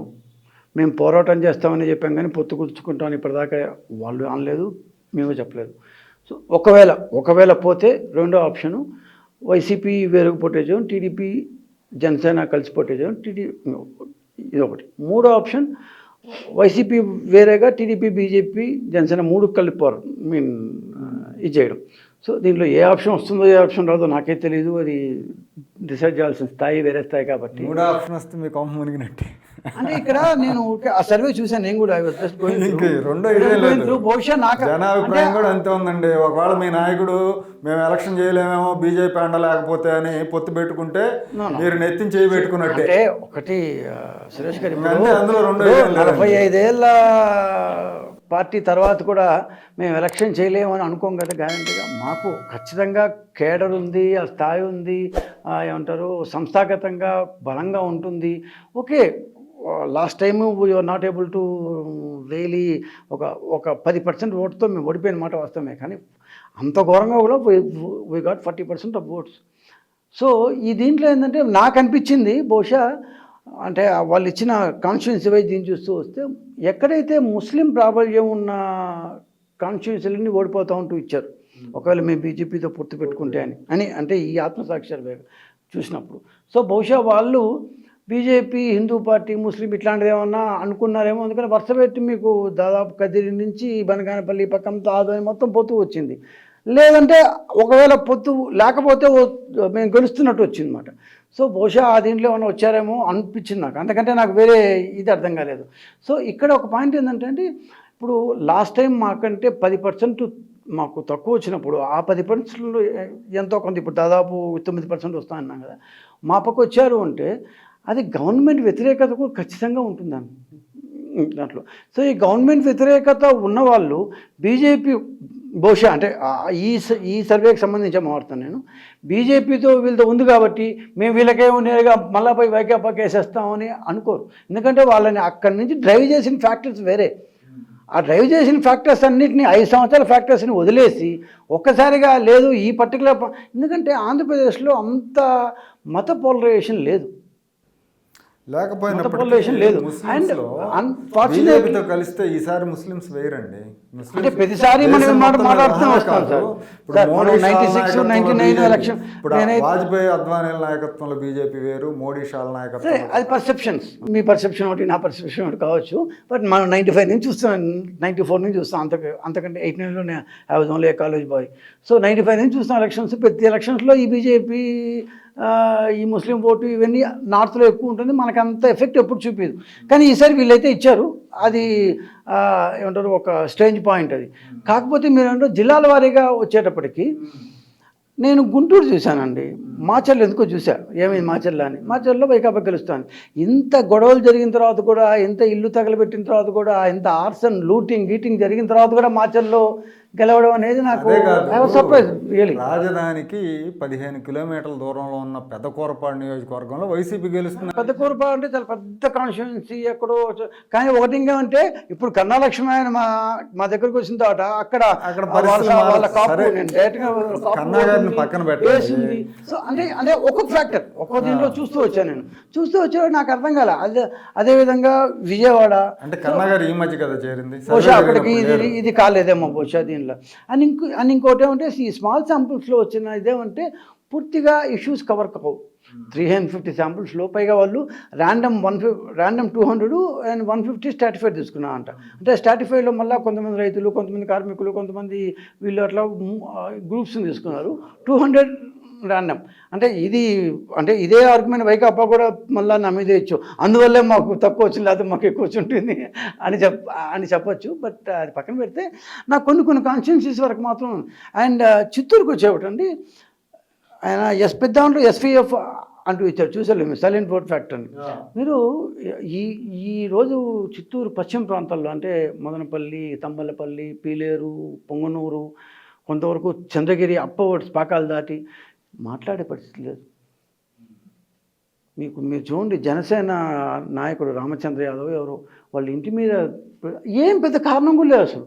అతనికి చివరికి ఏమంటారు సెంట్రల్ గవర్నమెంట్ సెక్యూరిటీ ఇచ్చేంత స్థాయికి వచ్చారన్నమాట. అందుకని ఎవరు చెప్పడానికి కూడా ఇష్టపడలేదు. ఎందుకంటే మేము కూడా కొన్ని సర్వేలు చేయించుకున్నాం అనమాట అక్కడ మా అంతర్గత దీంట్లో వచ్చినప్పుడు కూడా. సో ఆ ఫియర్ సైకాసిస్ బాగా వర్క్ చేస్తుంది. But at the same time మళ్ళీ మీరు ఇటుపక్క వచ్చేటప్పటికి అంటే ఈస్టర్న్ సైడ్ ఆఫ్ ఓల్డ్ ఉమ్మడి చిత్తూరు, తిరుపతి, చంద్రగిరి, సచివేడు, నగిరి, మళ్ళీ ఇట్ ఈజ్ ఆల్మోస్ట్ వస్తుంది. అండ్ ఒంగోలు లాస్ట్ టైం ఒంగోలులో బాధ పెట్టినట్టు మా ఇన్ఛార్జీలు రాఘవరావు లాంటి వాళ్ళు వెళ్ళిపోయారు, రవి లాంటి వాళ్ళు నేను పోరాడతాను కూర్చోమన్నారు. బట్ బ్రహ్మాండంగా వస్తుంది అక్కడి నుంచి. సో ఆ నెల్లూరు నుంచి మీకు entire thing it is going to B ఆ సునామీ. సార్ రాయలసీమలో ఒకసారి జస్ట్ కంప్లీట్ రాయలసీమలో ఇంతకుముందు అన్నట్టు 30 నుంచి మేము 40లోకి వచ్చాం, 34, 33 నుంచి 40, 41కి వచ్చాం. So it is going to be an upgrade. So ఒక్క 3-4% ఓట్ షేర్ కనుక అయితే will also be winning there also. So it is going to be upward tsunami for TDP and of course even Janasena. And Janasena last point ఏమో జనసేనకి 7 సీట్లు ఉన్నారు. అది morning ఏదో ఛానల్లో వింటే కూడా వాళ్ళు జనసేనకి ఎట్లా వస్తాయి 7 సీట్లు. ఇక్కడ ఒక పాయింట్ ఏంటంటే ఒక్క సీట్ గెలవాలంటే మినిమం 45%, 43%, 44% ఓట్ షేర్ కావాలి. So their votes might have been spread out. So ఇప్పుడు ఆ 7 కాన్స్టిట్యూషన్లో వాళ్ళు 35-40% ఓట్ షేర్ ఒక సింగిల్ ముక్కోన పోటీ వస్తే 35 రావాలి. సో 35 రావాలి అంటే టీడీపీ అంత డౌన్ అయిపోయి ఉండాలి, వైకాపాకు డౌన్ అయిపోయినాయి. వీళ్ళిద్దరు డౌన్ అయిపోయి క్యాస్ట్ ఫ్యాక్టర్ అన్నా కావాలి, లేకపోతే ఇంకేమైనా క్యాస్ట్ క్రీడ్ రిలీజియన్ ఏదో ఒక ఫ్యాక్టర్ బలంగా పనిచేయకపోతే రెండు ప్రధాన పార్టీలు డౌన్ కావు. రెండు ప్రధాన పార్టీలు డౌన్ అయినప్పుడే మీకు ఏదో ఒక ఫ్యాక్టర్ వర్కౌట్ కావాలి అక్కడ. బహుశా ఆ 7 ప్రాంతాల్లో ఏదో ఒక ఫ్యాక్టర్ వర్కౌట్ అయింది. రిమైనింగ్ ఏరియాస్ ఏమిటి, it is getting spread out. So ఒకప్పుడు ప్రజారాజ్యం ఎట్లయితే 18 సీట్స్ 18% ఓటు 18% సీట్లు అనుకుంటాను వచ్చింది. 18 సీట్స్. అదేవిధంగా ఇప్పుడు కూడా స్ప్రెడ్ అవుతాం. సో 11% అంటే వాళ్ళకి దాదాపు 20 సీట్స్ రావాలి వాళ్ళ ప్రకారం, ఒకవేళ ఈ నిచ్చిన ప్రకారం. కానీ ఓట్లు స్ప్రెడ్ అయిపోతున్నాయి కదా, అందువల్ల వచ్చింది. రమేష్ గారు, అది అమరావతి ఉన్న ప్రాంతంలో కూడా పోటాపోటీ పరిస్థితి ఉండటానికి కారణం ఏంటి అనేది ఒకటి. రెండోది ఏంటంటే మనకి వెస్ట్ గోదావరిలో మంచి ఎడ్జి వచ్చింది టీడీపీకి. ఈస్ట్లో లేదు, ఈస్ట్లో జనసేన కొట్టేస్తున్నట్టుంది. తర్వాత నెల్లూరు ఒకటి. జనసేన అంటే యాక్చువల్గా వీళ్ళు జనసేన కూడా కాదు, వైఎస్ఆర్సీపీకి 6 సీట్లు ఇచ్చారు ఈస్ట్లో. ఈస్ట్లో 6 ఇచ్చారు, వేరే వెస్ట్లో 2 ఇచ్చారు వైసీపీకి. వెస్ట్లో ఉన్న ఇంపాక్ట్ గుంటూరు కృష్ణాలో లేదు మళ్ళీ టీడీపీకి. ఎందువల్ల అంటారు? అది కొంచెం ట్రెడిషనల్గా మొదటి నుంచి కూడా ఎన్టీ రామారావు ఉన్నప్పటి నుంచి కూడా కృష్ణా గుంటూరులో ఎప్పుడు కొంత టీడీపీ వ్యతిరేకత ఉండేది, చాలా ఎక్కువ. 87 జడ్పీ ఎప్పుడు అదే నేను నాకు అర్థం కాదు ఏంటంటే కృష్ణా గుంటూరు జిల్లాలు ఇప్పుడు అమరావతి మీద గొడవ అంతా ఏంటి, అవి అంతా కూడా కృష్ణా గుంటూరు జిల్లాలన్నీ కూడా తెలుగుదేశం అంటే కమ్మ అంటే తెలుగుదేశం, ఈ రకమైన ఆర్గ్యుమెంట్ కదా. కానీ చరిత్రలో ఎప్పుడు కృష్ణా గుంటూరు జిల్లాల్లో టీడీపీ తిరుగులేని ఆధిక్యం ఎప్పుడూ లేదు. గోదావరి జిల్లాలు కొట్టేసినాయి, ఉత్తరాంధ్ర కొట్టేసింది, రాయలసీమ కూడా కొట్టేసింది, అనంతపూర్ ఇట్లాంటివి. 87లో అండి జడ్పీ చైర్మన్ డైరెక్ట్ ఎలక్షన్ పెట్టారు ఎన్టీ రామారావు గారు, గుర్తుందా మీకు? అప్పుడు 3 గెలిచింది కాంగ్రెస్ పార్టీ, మొత్తం తెలుగుదేశం కొట్టేసింది స్టేట్ అంతా, ఉమ్మడి తెలంగాణతో కలిపిన స్టేట్లో. కృష్ణా జిల్లాలోనేమో దొడ్డపనేని ఇంద్ర గారు, కృష్ణా జిల్లాలో పిన్నమనేని కోటేశ్వరరావు గారు, గుంటూరు జిల్లాలో దొడ్డపనేని ఇంద్ర, ఇంకో మహబూబ్ నగర్ ఎక్కడో 3 చోట్ల కాంగ్రెస్ గెలిచింది. ఆ 3లో 2 గుంటూరు కృష్ణా. ఇంకోటి ఏంటంటే వైఎస్ఆర్సీపీకి ఒక స్ట్రెంగ్త్ ఏంటంటే వాళ్ళు ఎప్పటికప్పుడు ఏదో ఒక కొత్త ఇష్యూ తోటి జనంలో డివిజన్ తీసుకురాగలరు. ఆ కెపాసిటీ ఆ పార్టీకి ఉంది. దానివల్ల ఏంటంటే వాళ్ళు ఎక్కడా కూడా అట్టడుక్కి వెళ్ళరు. అంటే జనాన్ని 2 వర్గాలకు చేరుస్తారు. ఒక వర్గానికి కొంచెం ఎక్కువ ఉంటే ఉండొచ్చు ఈ రెండిట్లో, కానీ ఒక బలమైన వర్గం ఎప్పుడు వాళ్ళ వైపు ఉంటుంది ప్రతి చోట కూడా, ప్రతి ఇష్యూలో కూడా. అది ఇంగ్లీష్ మీడియం కావచ్చు, ఏ ఇష్యూ అయినా తీసుకోండి మీరు, ఆ ఇష్యూని వాళ్ళు కన్వర్ట్ చేస్తారు. కన్వర్ట్ చేసి ఒక 2 ఆర్గ్యుమెంట్స్ పెట్టేదానికి మేము ఈ ఆర్గ్యుమెంట్ ఇటువైపు ఉన్నాం, మేము అటువైపు ఉన్న వాళ్ళంతా కూడా స్వార్థపరులు, పేదలకు వ్యతిరేకం, అది ఏదైనా కావచ్చు సబ్జెక్ట్, మంచి క్లాస్ వార్ అంటున్నారు అనేది ప్రొజెక్ట్ చేయగలిగిన కెపాసిటీ ఆ పార్టీకి ఉంది. అది చాలా అఫెన్సివ్ మోడ్లో ఉంటారు వాళ్ళు ఆ విషయంలో ఎప్పుడు. అందువల్ల నేను అనుకుంటాను వాళ్ళు ఎక్కడ కూడా తగ్గల. బహుశా అక్కడ ఈ జనసేన వల్ల కొంత టైట్ ఫైట్ కాబట్టి split of Janasena vote share split అయ్యి ఎడ్జు వీళ్ళకి రావచ్చు. మీరు అన్నట్టు ఆ పొత్తు ఫ్యాక్టర్ ఇప్పుడు నాకు అనిపించేది ఏంటంటే బరిలో దాదాపు సమాన స్థాయిలో ప్రత్యర్థులు ఉన్నారండి ఇప్పుడు. యాక్చువల్గా సమాన స్థాయిలో ఉన్నారు తెలుగుదేశం, వైఎస్ఆర్సీపీ.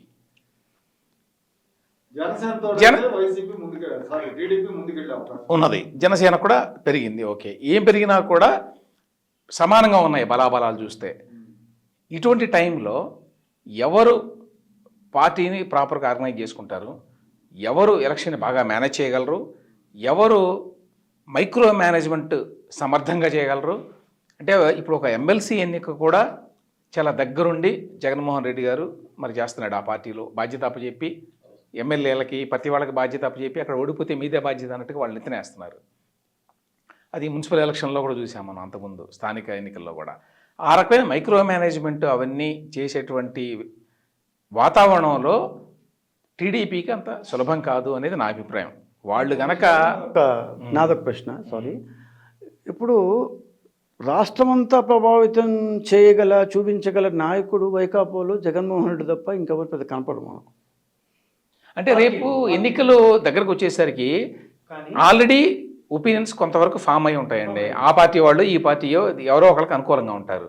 అక్కడ లోకల్గా వ్యతిరేకులను కొంతమంది కొడగట్టుకోవడంలో అనుకూలంగా అవి చేయాల్సింది లోకల్ వాళ్ళే. అక్కడ హైదరాబాద్లోనో లేకపోతే విజయవాడలోనో తాడేపల్లిలోనో కూర్చున్న నాయకులు చేయలేరు ఆ పని చేసేది లోకల్ నాయకులే, లోకల్ ఎమ్మెల్యేనో నా పాయింట్ ఎంపీనో ఏంటంటే, మరొకళ్ళు. రాగలంటే ఇప్పుడు ఆల్రెడీ లోకేష్ యాత్ర అనేది స్టార్ట్ అవుతుంది. నెక్స్ట్ నుంచి చంద్రబాబు నాయుడు ఆయన ఎవ్రీ మంత్ 2 times 3 times తలుచుకున్నారు, 2 times మినిమం పోదలుచుకున్నారు. ఎట్లా అంటే at least 6 to 7 days or 8 days పోతుంది. అండ్ పవన్ కళ్యాణ్ యాత్ర ఆబ్వియస్లీ అతనికి సినిమా గ్లామర్ అండి, లేకపోతే అతను మాట్లాడే is a very good crowd puller. So 3 ప్రాంతాల్లో అంటే ఈ ప్రాంతంలో పూర్తయితే వాళ్ళు ఈ ప్రాంతంలో వస్తారు, 3 ప్రాంతాల్లో వస్తారు. మోతెక్కించబోతుంది ఆంధ్రప్రదేశ్లో. సో దీన్ని ఎదుర్కోవడానికి వైకాపా దగ్గర జగన్మోహన్ రెడ్డి ఇప్పుడు ఆయన ఎప్పుడో వస్తాడు, ఆయనకి కావాలి, ఆయన ఏమంటారు పారాఫెలియా లేనిదే రాడు ఆయన. సరే I mean how they are going to attack అంటే నేను ఇందాక అన్నట్టు డౌన్వర్డ్ ట్రెండ్ అంటేనే వాళ్ళు దీన్ని అప్వర్డ్ ట్రెండ్ చేయడానికి అంటే ఏదో ఒక ఫీల్ గుడ్ ఫ్యాక్టర్ని ఆపి పడిపోయే దాన్ని మళ్ళీ తిరిగి పుంజుకోవాలంటే what should they something else. వాళ్ళు నా ఆర్గ్యుమెంట్ ఏంటంటే వాళ్ళు బూత్ లెవెల్లో ఓటర్ లెవెల్లో బాగా వర్క్ చేస్తున్నారు. బూత్ లెవెల్లో ఓటర్ లెవెల్లో కూడా వాళ్ళు టార్గెట్ చేస్తున్నారు. ఏదో పెట్టారు కదా ఇప్పుడు గృహసారథుల గృహసారథులు పెట్టారు. ఏంటి గృహసారథులు ఏం పని చేస్తాడు వాడు, ఎందుకు పెట్టుకున్నారు వాళ్ళు? ఖచ్చితంగా అక్కడ నువ్వు 50 మందిని అప్పచెప్పి 50 మందిలో ఎంతమంది మనకు ఓటేస్తున్నారు అని వాడు కనుక్కోగలడు. వాళ్ళ దగ్గర ఫిగర్ ఉంటుంది. ఈ 50 మందిలో మనకి 40 మంది మనకు వ్యతిరేకం అండి ఇక్కడ అని చెప్పగలడు వాడు ముందే. చెప్తే దానికి ఏ రకంగా వాళ్ళని మన వైపు మలుచుకోవాలని ఒక ప్రయత్నం చేస్తారు. బెదిరించో, భయపెట్టో, లేకపోతే ఏ సంక్షేమ పథకాలు ఆపేస్తామనో, లేదు ఏదన్నా ఆఫర్ చేసో, వాట్ ఎవర్ ఇట్ ఈస్. ఆ రకమైనటువంటి ఆర్గనైజేషనల్ స్ట్రెంగ్త్ ఇవాళ ప్రతిపక్ష పార్టీలకు ఉందా? జనసేనకి చాలా కష్టము, ఆ పార్టీకి అంత ఆ స్థాయిలో కింది స్థాయిలో లేదు. టీడీపీకి కొంత మేరకు ఉంది, కానీ వీళ్ళతో పోటీ పడగల స్థాయిలో ఉన్నారా అనేది పెద్ద ప్రశ్న ఇవాళ. కాబట్టి ఆ ఫ్యాక్టర్ అనేది ఇక నుంచి, ఎందుకంటే టైం లేదు ఇంకా దగ్గరకు వచ్చింది ఆల్మోస్ట్. ఇప్పుడు లోకేష్ పర్యటన చేస్తున్నాడండి. ఎవరో ఒక ఆర్గ్యుమెంట్ చెప్పారు, అది కొంతవరకు వాస్తవం. ఏంటంటే లోకేష్ని ఇంతకుముందు చాలా నెగిటివ్ చిత్రీకరణ బాగా జరిగింది, అతని మీద విపరీతంగా ట్రోలింగ్ జరిగింది, ఇవన్నీ చేశారు, అతని వల్ల పార్టీకి నష్టం కానీ లాభం లేదని చెప్పి ఒక ప్రొజెక్షన్, ఇవన్నీ జరిగినాయి కదా. అంటే మామూలుగా అయితే లోకేష్ వల్ల టీడీపీకి ఏ రకమైన ప్రయోజనం లేదు ఓటింగ్ రీత్యా చూస్తే. ఇప్పుడు ఈ ప్రోగ్రామ్ మొదలుపెట్టిన తర్వాత ఇంతకుముందు ఉండేటువంటి నెగటివ్ నుంచి +1 +5 +2 ఏదో ఒకటి ఎంతో కొంత లాభమే కానీ నష్టం అయితే రాదు ఇప్పుడు జరుగుతున్నటువంటి యాత్ర మూలంగా. సో దాని ప్రభావం ఎంతో కొంత ఉంటుంది. కానీ అది ఆ తర్వాత ఇంతకుముందు చెప్పినట్టు చంద్రబాబు నాయుడు కూడా ఆయన కూడా ఈ పర్యటనలు అవన్నీ చేస్తాడు. అంతవరకు పెద్ద ఇబ్బంది ఏం లేదు. అవి బాగానే జనం వస్తున్నారు, మనం చూస్తున్నాము, బాగానే రియాక్ట్ అవుతున్నారు, ఇవన్నీ ఉన్నాయి. కానీ యాక్చువల్గా ఓటర్లని తమకు అనుకూలంగా బూత్లో ఓటు వేయించుకునేటువంటి ఆ మిషనరీ ఇవాళ వైఎస్ఆర్సీపీకి ఉన్నంతగా టీడీపీకి లేదు అనేది నా ఫీలింగ్ ఇవాళ రోజున. ఒక స్లైట్లీ డిఫర్ ఇక్కడ ఏంటంటే మీరు చెప్పిన మొత్తం అంతా ఒప్పుకుంటే ఆ ఓటు వేయించుకునే మిషనరీ అన్నదే వైకాపాది జీతాలు ఇచ్చి డబ్బులు ఇచ్చి పెట్టుకున్న ఉద్యోగులు, వాలంటీర్లు కావచ్చు, లేకపోతే ఈ టీడీపీ గ్రామస్థాయి పార్టీలు కావచ్చు, పంచాయతీలు కావచ్చు, గ్రామ యూనిట్లు కావచ్చు, ఇవన్నీ నాకు ఈ పార్టీలో చేరాలనుంది అని చేరిన వాళ్ళు తప్ప కొత్తగా ఐ మీన్ ఏమంటారు అంటే మేము డబ్బులు ఇచ్చి పెట్టుకునే మెకానిజం కాదు అది. సో ఇది తరతరాలుగా వాళ్ళ నాన్న, వాళ్ళ బాబాయ్, వాళ్ళ మామ వాళ్ళంతా వచ్చిన అట్లే కంటిన్యూ అయ్యే గ్రామాల్లో ఉన్నవాళ్ళు తప్ప మేబీ అధికారంలో ఉన్నప్పుడు మేము బహుశా కొంతవరకు రకరకాల ఆర్మీలు గిరిమిలు ఇటేవో చేసి దాన్ని కొంత ఇది చేసామేమో తెలియదు, కానీ బట్ మళ్ళీ దాన్ని మేము స్లోగా ఇది చేస్తున్నాము. అందువల్ల ఏమంటే అది ఆల్రెడీ ఇంబైబ్డ్ మెకానిజం, వీళ్ళది పెయిడ్ మెకానిజం అంటాను నేను. రైట్. ఇక చివరిగా మనం వర్గాల వారీగా చూస్తే ప్రభుత్వోద్యోగులు 51% టీడీపీకి చెప్తే 31% వైసీపీకి చెప్పారు. అంటే దాదాపు 20% టిల్ట్ అయిపోయారు. 2 చేతులతో వేసామన్నారు ఓట్లు వాళ్ళందరూ. ఆ 2 చేతులతో వేసిన వాళ్ళందరూ ఇప్పుడు 4 చేతులు ఇస్తే 4 చేతులతో టీడీపీకి వేసేట్టున్నారు. ఒకటి. రెండోది ఆశాలు, అంగన్వాడీలు కూడా వాళ్ళు కూడా అబౌట్ 10% టీడీపీకి చెప్పారు. కానీ టీడీపీ బలంగా ఉందనుకున్న బలహీన వర్గాలు బీసీసీల్లో కేవలం 1.5% టీడీపీకి టిల్ట్ కనపడింది. ఇంకోటి ఏంటంటే యూత్ అండి, బిలో 35 years వాళ్ళు 8% దాకా టీడీపీ వైపు మొగ్గారు. అది మళ్ళీ అబౌవ్ 35లో అంత లేదు. ఫస్ట్ ఉద్యోగులు సార్. సరే మేము ఉద్యోగులకి ఏం చేసాము ఏం చేయలేదు, మేము 42% ఇచ్చాము, 43 ఇచ్చాము అంటే మంచి జరుగుతున్నంతకాలం మాకు ఆ వాల్యూ అనేది అంతే కదా. సో ఇప్పుడు మంచి జరుగుతున్నంతకాలం వాళ్ళని ఏదో పాయింట్ అవుట్ చేయాలనే ఉద్దేశం కాదు, కానీ మనకు మనిషి వాల్యూ మనిషి లేనప్పుడే తెలుస్తుంది అంటారు కదా.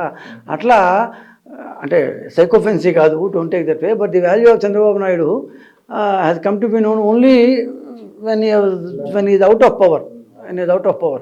సో ఈరోజు 1వ తేదీ జీతం రాదు, గ్యారంటీగా రాదు, వచ్చే అవకాశం కనపట్టలేదు.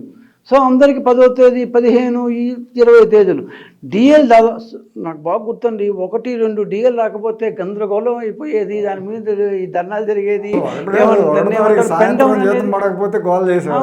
పెన్ డౌన్ అనేవాళ్ళు, ఆఫ్టర్నూన్ ఇది అనేవాళ్ళు, బ్లాక్ బ్యాడ్జ్ అనేవాళ్ళు, రకరకాలుగా. ఇప్పుడు ఉద్యోగస్తుల మీద కేసులు పెట్టారు, ఉద్యోగస్తులను జైలుకి పంపిస్తున్నారు, కోర్టులకి వాళ్ళ మీద కేసులు పెడితే ఆ కేసుల కోసం కోర్టులకు తిరుగుతున్నారు, యూనియన్ని రద్దు చేశారు. Have you any time heard that the employees going to governor against their own government? So ఇవన్నీ మేనిఫెస్టేషన్ కనిపిస్తున్నాయి ఇవన్నీ.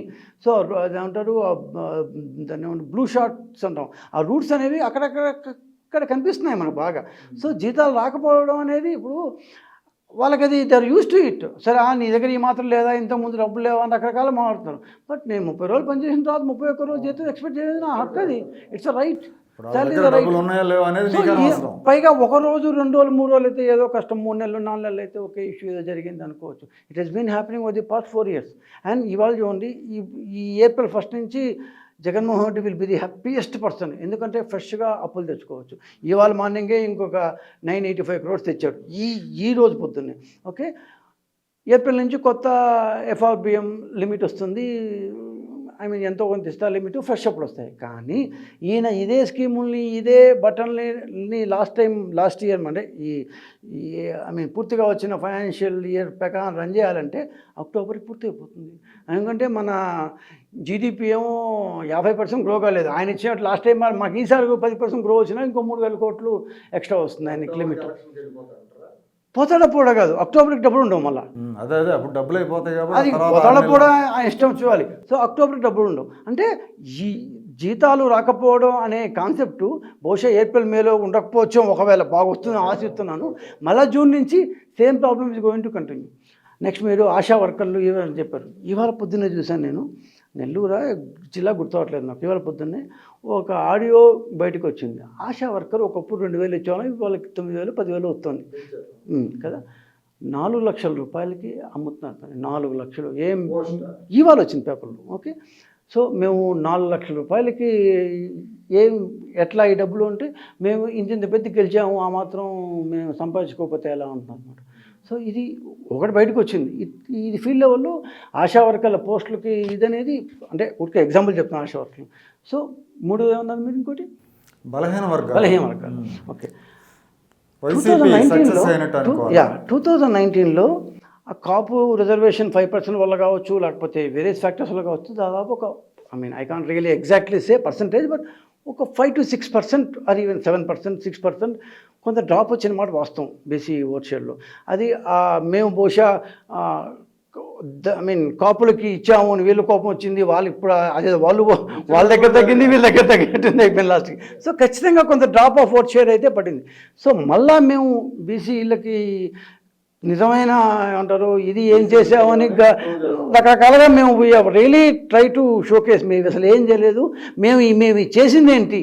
In fact even in the Lokesh గారి పాదయాత్రలో కూడా స్పెసిఫిక్గా అంటే మన దగ్గర నుంచి మనం చెప్పుకోలేకపోయాం, కొన్ని వందల ప్రోగ్రాములు చేసాం కానీ మనం చెప్పుకోలేకపోయాం అనే ఇష్యూ మాకు బాగా అర్థమైన నేపథ్యంలో we try to reach them out. ఆ యొక్క టచ్ బేస్ బీసీని వాళ్ళ గుండెలు తాకే టచ్ బేస్ అనేది మేము చూస్తూ వచ్చాం అన్నమాట.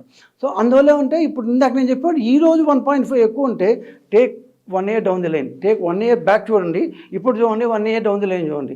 సో మళ్ళా 5 to 8% మాకు బీసీల్లో వస్తే నాకు ఏ పొత్తులు అక్కర్లేదు. ఐఎమ్ నాట్ సేయింగ్ పొత్తులు వద్దని కాదు, కానీ పొత్తులు లేకుండానే మేము 110, 120 కావచ్చు. పొత్తులు ఉంటే ఉంటుందని నేనేం చెప్పట్లేదు, డోంట్ టేక్ దట్ వే. ఉంటే జగన్మోహన్ రెడ్డి గారు ఈ మధ్య రోజు మారుతాను, వై నాట్ 175 అని. ఫార్చునేట్లీ ఆర్ అన్ఫార్చునేట్లీ నాకు తెలియదు వాళ్ళు అన్ఫార్చునేట్ వై నాట్ 175 ఇట్లా వస్తుందేమో, మాకే 175 వస్తుందేమో. No I'm not saying for joke, I'm serious in this aspect. Field లెవెల్లో ఒకవేళ పొత్తంటూ పెట్టుకుంటే ఇదే రకమైన వాళ్ళ డౌన్ఫాల్ మా అప్ ట్రెండ్ కొనసాగితే ఆ వై నాట్ 175 మాకు అప్లై అవుతుందేమో. Okay, right. రమేష్ గారు, ఇప్పుడు ఆయన వై నాట్ 175 అంటున్నారు, దానికి ఏమైనా సాధ్యం ఉందా, అవకాశాలు ఉన్నాయా? రెండోది ఏంటంటే ఇదే ఈ బీసీలో ఎక్కడ తెలుగుదేశం పార్టీ ఎందుకు పోగొట్టుకోవాల్సి వచ్చింది, వైసీపీ ఎట్లా పట్టుకోగలిగింది? ఇప్పుడు అంటే ఈ సర్వే ప్రకారం కావచ్చు, లేకపోతే మామూలుగా కూడా ఎవరు వైసీపీ ఒకవేళ ఓడిపోయినా వాళ్ళు తుడిచిపెట్టుకుపోతారని చెప్పి అనుకోవటం లేదండి. ఆ రకమైన వాతావరణం కనిపించడం వల్ల అంటే వాళ్ళ పట్ల చాలా తీవ్రమైనటువంటి వ్యతిరేకత కొన్ని సెక్షన్స్లో ఉన్నమాట వాస్తవం. కానీ అది ఎంతవరకు ఓటింగ్లో మెటీరియలైజ్ అవుతుందనే దాని మీద అనుమానాలు ఉన్నాయి. ఒకవేళ వైఎస్ఆర్సీపీ గెలిచి టీడీపీ ఓడిపోయినా వీళ్ళకి అంత తక్కువ సీట్లు ఏమి రావు ఈసారి. కాబట్టి ఎవరికి 175 వస్తాయని పొత్తు పెట్టుకుంటే పొత్తు పెట్టుకుంటే ఒకవేళ అనేది సరే, ఏ పార్టీ అయినా కూడా ఆశించడంలో తప్పేం లేదు మనకి మొత్తం రావాలని, కానీ అవకాశం లేదు ఒకటి. రెండోది చాలా సెక్షన్స్ని ఇంతకుముందు చెప్పినట్టు నేను పోలరైజ్ చేయడంలో వాళ్ళు చాలా సమర్థులు వైఎస్ఆర్సీపీ. వీళ్ళు ఒకటేంటంటే టీడీపీలో చెప్పుకోవడం చేత కదని ఇంతకుముందు విజయకుమార్ గారు కూడా అన్నారు కదా. నేను ఒక వీడియో చూశాను, ఇప్పుడు లోకేష్ తిరుగుతున్నాడు కదా ఎక్కడ పొంగనూరులో. ఇప్పుడు ఈ ముస్లిమ్స్ వాళ్ళు చాలా కలుస్తున్నారు, విడివిడిగా చిన్న చిన్న మీటింగ్లు కూడా పెడుతున్నారు. ఆ ఒక మీటింగ్ చూశాను అసలు ఏం మాట్లాడుతున్నాడు ఆయన అని. ఆ మీటింగ్లో ఈ ముస్లిమ్స్ స్థానిక ముస్లింలు అందరితో కలిసి మాట్లాడినప్పుడు కొంచెం బాగానే చెప్పాడు. మేము మైనారిటీలకి బీజేపీతో ఉన్నామని లేవని అదని ఇదని ఏదో ఒకటి మాట్లాడుతూ ఉంటారు. సరే వాళ్ళతో ఉన్నా లేకపోయినా సరే మైనారిటీలకి మేము ఏమేం చేసాం అసలు మొదటి నుంచి అని చెప్పి ఎన్టీ రామారావు దగ్గర నుంచి మొదలుపెట్టి అని వివరంగా చెప్పాడు. నేను చేశాను, చంద్రబాబు గారు ఎన్టీఆర్ చేశాడు, చంద్రబాబు గారు చేశారు, నేను స్వయంగా కూడా చేశానని తను చేసిన కూడా చెప్పాడు. ఆ ఏరియాలో నేను 2018లో ఏమేం చేశాను ఏంటి ఇట్లాంటివన్నీ కూడా. అవన్నీ కూడా చెప్పటంలో వాళ్ళు ఇప్పటికీ కూడా ఫెయిల్యూరే యాక్చువల్గా. ఇప్పటికీ కూడా ఈ ఇండస్ట్రీ గురించి ఫర్ ఎగ్జాంపుల్ నిన్న మాట్లాడినట్టున్నాడు. ఏంటి ఫేక్ సమ్మిట్ అనేదో మాట్లాడిన సందర్భంలో ఇదిగో మేము ఫలానా పట్టుకొచ్చాము, ఫలానా కంపెనీల పేర్లు చెప్తున్నాను నేను, మీరు పూర్తి చేసినటువంటి కంపెనీ ఏది చెప్పండి, మీరు ప్రారంభించి మీరు ఎంఓఈ చేసుకొని అది ఆ నిర్మాణం జరిగి మీరు శంకుస్థాపన దగ్గర నుంచి అది ప్రారంభోత్సవం వరకు మీరు ఏమైనా చేశారో చెప్పండి అని.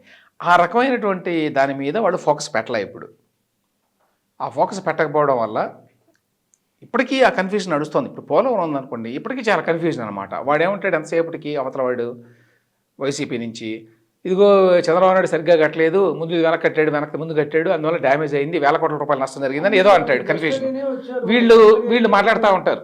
తెలుగుదేశం నుంచి కూడా మాట్లాడరని కాదు, కానీ జనంలో క్లారిటీ వచ్చే విధంగా సింప్లిఫై చేసి అనేక అంశాలు, ఈ పోలవరానికి సంబంధించి కూడా అంతే, చాలా అంశాలు ఉన్నాయి జనానికి తెలియనివి ఇప్పటికీ, వాటి గురించి చెప్పింది లేదు. సరే ఈ మధ్యకాలంలో కొంత తెలుసుకొని చేస్తున్నారు అనుకోండి, బట్ కొంచెం లేటే అయింది ఆ విషయంలో టీడీపీకి.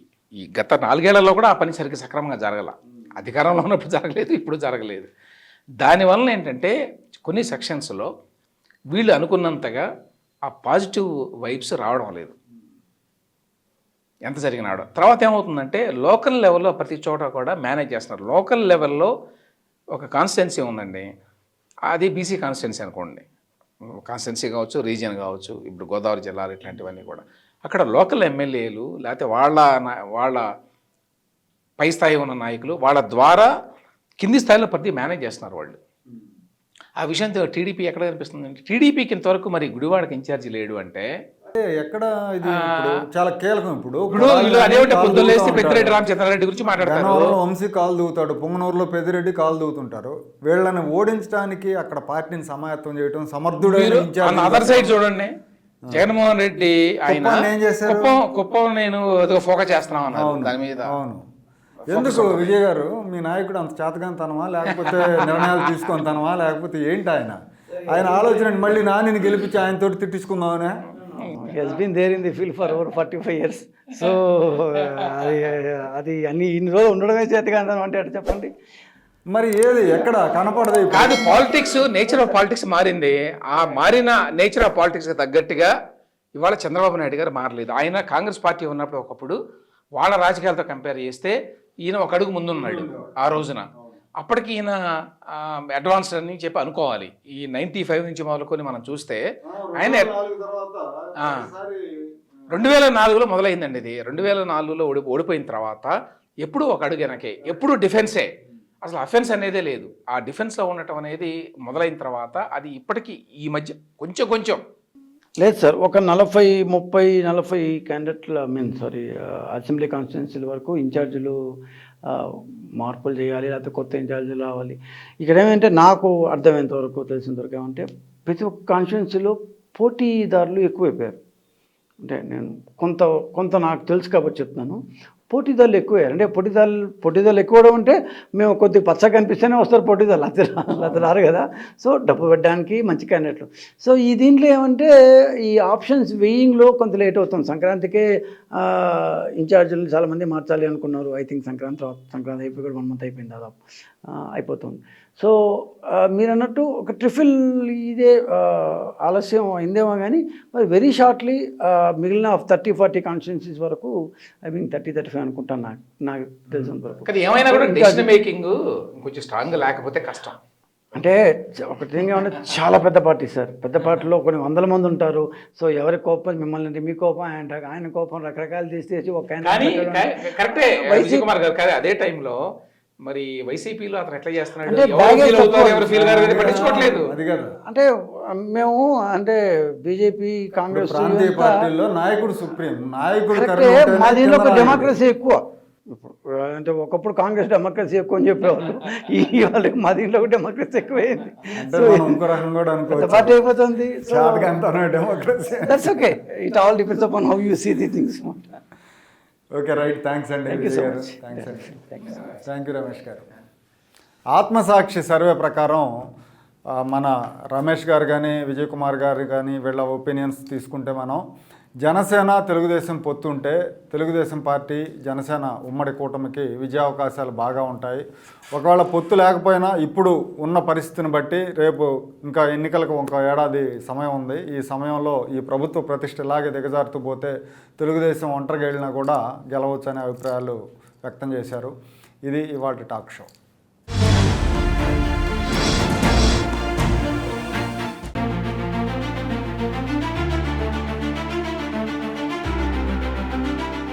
Like, share and subscribe to Rajaniti channel.